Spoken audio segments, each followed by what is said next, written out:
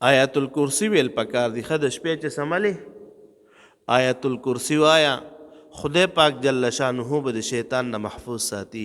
یو ځل نبی کریم صلی الله علیه وسلم مبارک هغوی ته د صدقې مال رغلی نو یو صحابي مبارک یې کېنولی، ورته وی د دې څوکۍ کوه. حضرت ابو هریره رضی الله تعالی عنه مبارک و. نو شیطان راغو، شیطان خو د انسان په شکل کې غلا کول، هغه مال غلا کولو. حضرت ابو هریره رضی الله تعالی عنه مبارک اونیو، وی څه کوې؟ نو فریاد یې وکړو، وی یاره بچي مې نهر دی او دا دی او دا دی پرېښو. چې کله سبا شو نبی کریم صلی الله علیه وسلم مبارک ورته وفرمیل، وی ابو هریره څه دی وکړه کس سره؟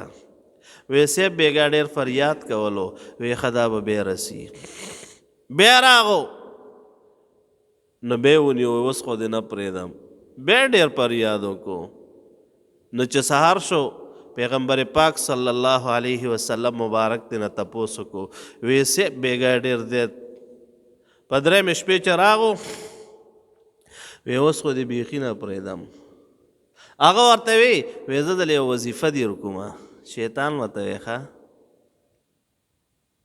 وی چې کله وده کېږي نو آیت الکرسی وایا، بس بیا به په آرام پروت وي، نه به د څوک مال ته څه ویلی شي او نه به د جان ته څه وي. چې کله سبا شو جناب نبی کریم صلی الله علیه وسلم مبارک ته بیان وی، وی صاحب بیګا خوا سړي ما ته دا ویلي دي، داسې وظیفه یې راته ښودلې ده. نبی کریم صلی الله علیه وسلم مبارک وفرمایل صدقک وهو کذوب. وی داسې چې درته ویلي دا رښتیا دي خو پخپله دروغجن و. شیطان و که نه، شیطان خو دروغجن ده. خو داسې چې درته ویلي دي نو دا رښتیا دي. ګورئ آیت الکرسی وایئ، چې کله سملی آیات الکرسی وایا، د خدای پاک جل شانه اسم ذات پکې ذکر ده او 9 صفات ته خدای پاک جل شانه مبارک پکې ذکر دي. هغه وایا بس بیا وده شه.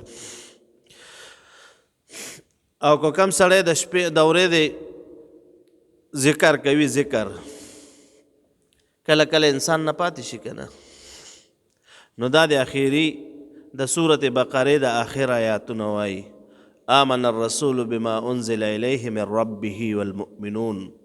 دا آیاتونه مبارکی چې وي نبی کریم صلی الله علیه وسلم مبارک فرمایي کفتاهو، نو دا 2 آیاتونه ولا کافي دي چې کم ذکر و اذکار ته نه پاتې دي، دا به د هغې دپاره کفاره شي، یعنی هغه ثواب ورته میلاو شي.